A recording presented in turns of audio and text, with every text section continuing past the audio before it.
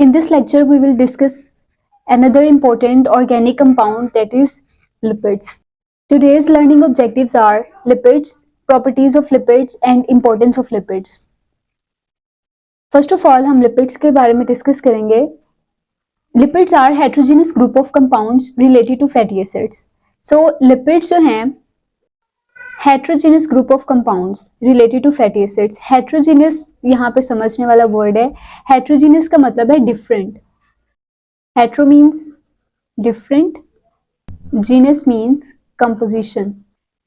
Heterogeneous group of compounds का मतलब ये है कि इसमें जो compounds आते हैं ये कोई एक क्लास नहीं है, बल्कि इसमें बहुत सी क्लासेस इंक्लूड हैं लिपिड्स में. So these are heterogeneous groups of compounds. Heterogeneous group इनको इसलिए कहा गया है क्योंकि इनमें हर क्लास की जो कंपोजिशन है वो डिफरेंट है. लाइक हमारे पास लिपिड्स में बहुत सी क्लासेस आती हैं जिनमें असाइल ग्लिसरॉल शामिल है, देन फॉस्फोलिपिड्स शामिल है, वैक्सेस, स्टीरॉइड्स, टर्पिनॉइड्स एक्सेट्रा. ये सब लिपिड्स की क्लासेस हैं, लिपिड्स में ये शामिल होती हैं और इन सब की कंपोजिशन डिफरेंट है, एक दूसरे से भी डिफरेंट है और एक ही क्लास के अंदर जो कंपोजिशन है that is very complex. Like अगर हम बात करें कार्बोहाइड्रेट्स की, हम एक इम्पोर्टेंट कार्बोहाइड्रेट को डिस्कस करते हैं, स्टार्च. तो स्टार्च बेसिकली पॉलीमराइजेशन से बनता है by the polymerization of glucose. Alpha glucose की पॉलीमराइजेशन से स्टार्च की फॉर्मेशन होती है. सो स्टार्च में सारी की सारी अल्फा ग्लूकोजेस प्रेजेंट है. इसी तरह अगर प्रोटीन्स को देखा जाए, in case of proteins they are formed by polymerization of amino acids. तो प्रोटीन्स में सारी की सारी अमीनो एसिड्स प्रेजेंट होती हैं. लेकिन अगर हम बात करें लिपिड्स की, इन केस ऑफ लिपिड्स, लिपिड्स में भी एक क्लास डिस्कस करते हैं, फॉस्फोलिपिड. फॉस्फोलिपिड में कोई एक मॉलिक्यूल पॉलीमराइज नहीं होता जिससे फॉस्फोलिपिड्स बनते हैं, बल्कि इसमें तीन इंपॉर्टेंट जो हैं वो मॉलिक्यूल्स होते हैं, तीन इंपॉर्टेंट ग्रुप्स होते हैं जो मिलते हैं और उससे फॉस्फोलिपिड बनते हैं, जिनमें शामिल है glycerol, fatty acids and phosphoric acid, phosphate group. So phospholipid में ये तीन कंपोनेंट्स मौजूद होते हैं. तो यहाँ से हमें लिपिड्स की हेट्रोजीनियस नेचर के बारे में पता चलता है. हमारे पास एक और लिपिड है, एसाइल ग्लिसरॉल्स. इनमें ग्लिसरॉल और फैटी एसिड चेन प्रेजेंट होती है. तो यहाँ पे आप देख सकते हैं कि लिपिड्स में क्लासेस भी बहुत वेरी करती हैं और क्लासेस की आगे कंपोजिशन भी बहुत ज्यादा वेरी करती है. बट एक कंपोनेंट जो सारे लिपिड्स में कॉमन है दैट इज फैटी एसिड. इसकी डेफिनेशन में भी आपने देखा, they are heterogeneous group of compounds related to fatty acids. It means इनमें जो कॉमन कंपोनेंट है वो फैटी एसिड है. Each class of lipids consists of fatty acids except terpenoids. Terpenoids के अलावा बाकी सारे लिपिड्स की जो क्लासेस हैं, acyl glycerol, phospholipids, waxes etcetera, इन सब में फैटी एसिड जो है वो एक मेन कंपोनेंट है. सो लिपिड की नेचर को देखने के लिए we have to discuss the composition of fatty acids. Fatty acid क्या है? फैटी एसिड बेसिकली एक तरह के कार्बोक्सिलिक एसिड से ये बिलोंग करते हैं. फैटी एसिड्स ऐसे कार्बोक्सिलिक एसिड्स हैं that have long alkyl chain और लॉन्ग आर ग्रुप, जिसमें नंबर ऑफ कार्बन एटम्स जो हैं वो बहुत ज्यादा हों. Fatty acids belong to carboxylic acids with long alkyl chain. Fatty acids से पहले हम कार्बोक्सिलिक एसिड्स के जनरल स्ट्रक्चर को देखते हैं. कार्बोक्सिलिक एसिड, कार्बोक्सिलिक एसिड्स ऐसे कंपाउंड्स हैं जिनमें कार्बोक्सिलिक ग्रुप मौजूद होता है. फंक्शनल ग्रुप उनमें कार्बोक्सिलिक ग्रुप होता है. कार्बोक्सिलिक ग्रुप है C double bond O OH. Basically ये दो ग्रुप्स का कॉम्बिनेशन है, carbonyl group and hydroxyl group. अगर बात की जाए कार्बोक्सिलिक एसिड्स के जनरल फार्मूला की, तो this is the general formula of carboxylic acid. इसमें ये कार्बोक्सिलिक ग्रुप है and this is, and in case of fatty acids alkyl group या अल्काइल चेन लेंथी होती है. So every fatty acid consists of hydrocarbon chain that is also called alkyl chain, represented by R, and have terminal carboxylic group. And in case of fatty acids, this alkyl chain consists of 2 to 30 carbon atoms. Even in 2 to 30 carbon atoms में से भी only even number of carbon atoms are present in fatty acids. The next important point about fatty acids is that in case of lipids, fatty acids जो हैं वो exist करते हैं as esters. मतलब ये एस्टर फॉर्मेशन में help करते हैं. in case of lipids. Fatty acids exist as esters in fats and oils. Next ester क्या होता है, ये कैसे बनता है, ये हम इसाइल ग्लिसरॉल के टॉपिक में डिस्कस करेंगे. आपने देखा कि फैटी एसिड्स बेसिकली बिलोंग करते हैं कार्बोक्सिलिक एसिड के ग्रुप से, लेकिन सिर्फ वही कार्बोक्सिलिक एसिड्स फैटी एसिड्स होंगे that have high molecular weight, that have long alkyl chain, and even इनमें number of carbon atoms vary करते हो 2 to 30, और 2 to 30 में से भी सिर्फ वही कार्बन एटम्स आएंगे जो इवन नंबर में होंगे, मींस 2, 4, 6, 8, और जो इनके दरमियान में आ रहे हैं लाइक 3, 5, 7, ये नंबर ऑफ कार्बन एटम्स नहीं आएंगे इनमें अल्काइल चेन में, बल्कि 2, 4, 6, 8 इस सीक्वेंस में यहाँ पे number of carbon atoms vary करेंगे. Like we have a fatty acid butyric acid, इसमें नंबर ऑफ कार्बन एटम्स 4 होंगे. All fatty acids are carboxylic acids, but all carboxylic acids are not fatty acids. इसका मतलब है कि सारे fatty acids carboxylic acids तो होंगे, लेकिन सारे कार्बोक्सिलिक एसिड्स फैटी एसिड्स नहीं होंगे. सिर्फ वही कार्बोक्सिलिक एसिड फैटी एसिड होंगे that have long and even number of, that have long alkyl chain, और उस लॉन्ग अल्काइल चेन में भी even number of carbon atoms हों from 2 to 30. Next we will discuss the properties of lipids. First property lipids की यही है because that they are heterogeneous group of compounds. Second property is about their solubility. Lipids are insoluble in water. ऐसा इनकी hydrophobic nature की वजह से है.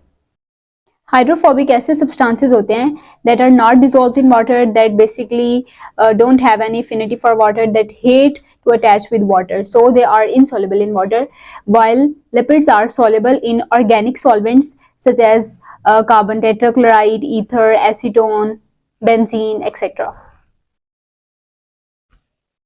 Next we will discuss the importance of lipids. Importance को डिस्कस करते हुए हम बहुत सी प्रॉपर्टीज के बारे में भी डिस्कस करेंगे लिपिड्स की. इंपॉर्टेंस में देखें तो लिपिड्स के बहुत ज़्यादा रोल हैं, स्ट्रक्चरल रोल भी हैं इनके, फंक्शनल रोल भी हैं. First of all we will discuss about the structural role of lipids. Structural role basically किसी भी स्ट्रक्चर को बनाते वक्त ऐसे कंपाउंड्स को यूज किया जाता है जो वाटर में इजीली डिसॉल्व ना हो. लाइक अगर हम मेम्ब्रेन्स की बात करें तो इन केस ऑफ मेम्ब्रेन, अगर जो मेम्ब्रेन का मटेरियल है वो वाटर में डिसॉल्व हो जाता है तो वो मेम्ब्रेन डिसॉल्व हो जाएगी पानी में जब भी उसको वाटर अवेलेबल होगा. इससे उसकी कंपोजिशन डिस्टर्ब होगी और वो चीज जिसको मेम्ब्रेन ने कवर करके रखा था अब वो कवर नहीं रहेगी. लाइक हमारे पास न्यूक्लियस है, न्यूक्लियस के गिर्द जो है वो मेम्ब्रेन मौजूद है, न्यूक्लियर इन्वेलप मौजूद है, और उस न्यूक्लियर इन्वेलप को लिपिड से बनाया गया है. अगर वहां पे लिपिड की बजाय कोई ऐसा सब्सटेंस मौजूद होता जो वाटर सोलेबल होता तो वो मेम्ब्रेन तो डिसॉल्व हो जानी थी, जिससे जो न्यूक्लियर मटेरियल है, डीएनए, आरएनए एंड एक्सेट्रा, वो सारा साइटोप्लाज्म के अंदर जो है वो आ जाना था, और उसमें मौजूद जो एंजाइम्स वगैरह हैं उन्होंने उन स्ट्रक्चर्स को डिस्टर्ब करना था, डिस्ट्रॉय कर देना था. दैट इज वाई जब भी किसी स्ट्रक्चर को बनाना होता है तो ऐसे कंपाउंड्स का यूज किया जाता है सेल में, लिविंग ऑर्गेनिजम्स में, जो वाटर इनसॉल्युबल हो. As you know that lipids are water insoluble, इसलिए लिपिड्स यूज होते हैं हाई क्वांटिटी में किसी भी मेम्ब्रेनस स्ट्रक्चर को बनाने के लिए. लाइक अगर हमने प्लाज्मा मेम्ब्रेन की फॉर्मेशन करनी है, सेल के ऑर्गेनेलिस के गिर्द जो मेम्ब्रेन्स हैं, सेल मेम्ब्रेन्स, उनकी फॉर्मेशन करनी है तो उसके लिए यूज होंगे lipids. So lipids are the basic constituent of plasma membrane and other cell membranes.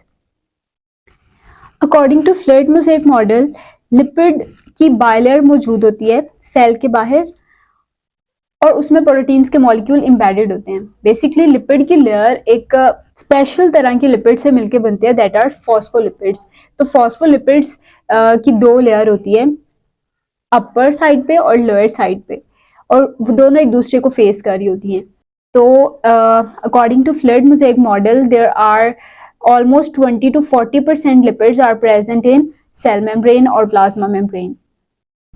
The next important point about the role of lipids is source of energy.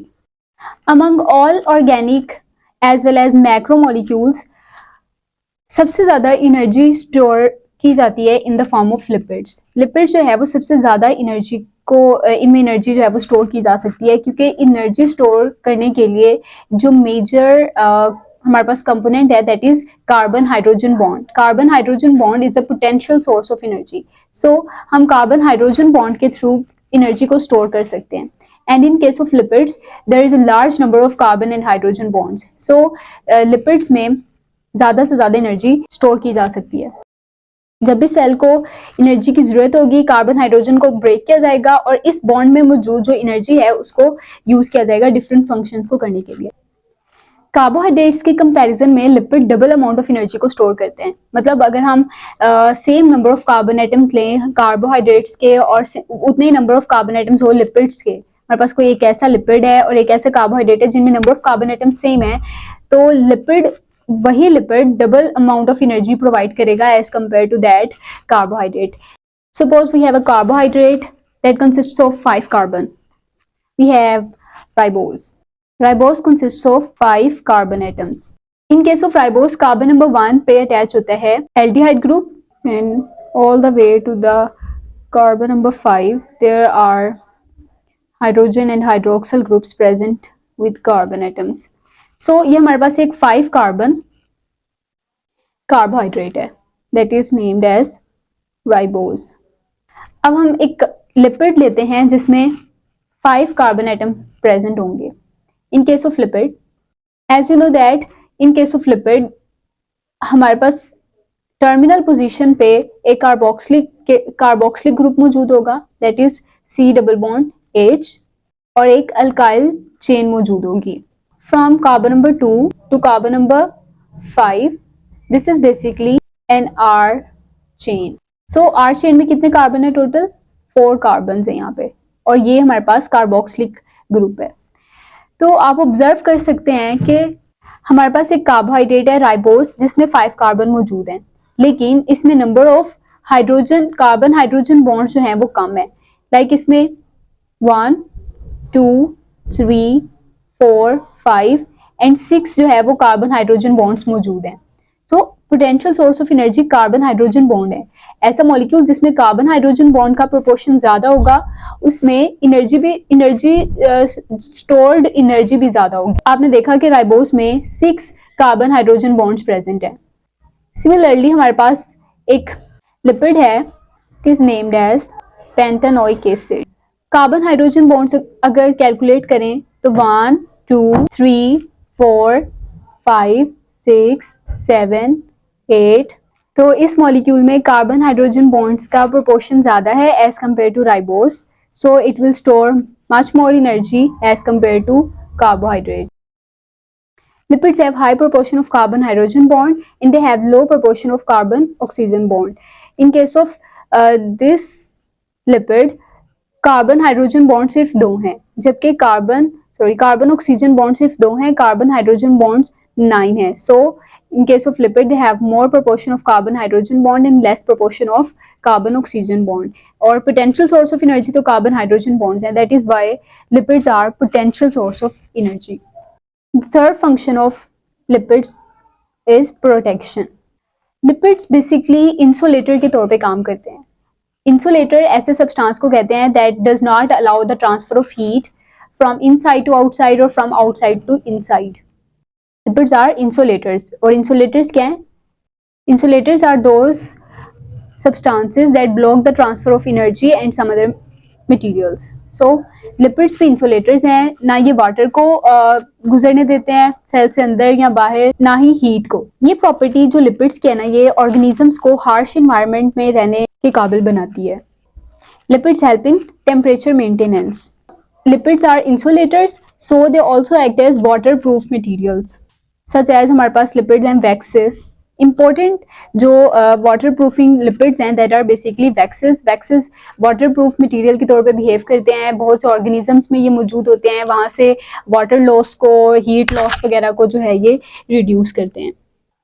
In the form of waxes lipids are present in the exoskeleton of insects. Exoskeleton of insects में भी lipid मौजूद होते हैं और यहाँ पे ये water proof material के तौर पे बिहेव करते हैं, साथ में इंसुलेशन प्रोवाइड करते हैं, प्रोटेक्शन प्रोवाइड करते हैं, एब्रेसिव डैमेज से बचाते हैं. So lipids protect insects from harsh temperature, abrasive damage, provide them shiny surface and shiny surface होने की वजह से वो beautiful नजर आते हैं.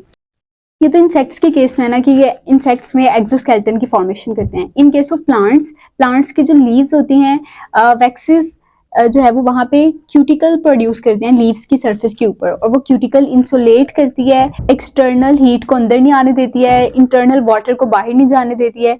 That's all are the functions of cuticle. तो क्यूटिन लेयर होती है और ये किससे मिलके बनती है, एक तरह की लिपिड से, दैट इज क्यूटिकल। लाइक हमारे पास ये लीफ है, तो लीफ की जो आउटर मोस्ट सरफेस होती है that is called epidermis. Epidermis के ऊपर एक और लेयर बनती है that is called cutin, and this cutin basically helps leaves and protect them from abrasive damage, friction between air and leaf surface. In addition to leaves, it is also present around the fruit, seeds. तो यहाँ पे आपने देखा कि lipids जो हैं वो एक तो एनर्जी का सोर्स है, दूसरा प्रोटेक्शन के लिए बहुत ज़्यादा इंपॉर्टेंट है। इवन के ज़्यादातर प्रोटेक्शन ऑर्गेनिजम्स में लिपिड प्रोवाइड करते हैं, एब्रेसिव डैमेज से, वाटर रिडक्शन से। That's all for today, thank you.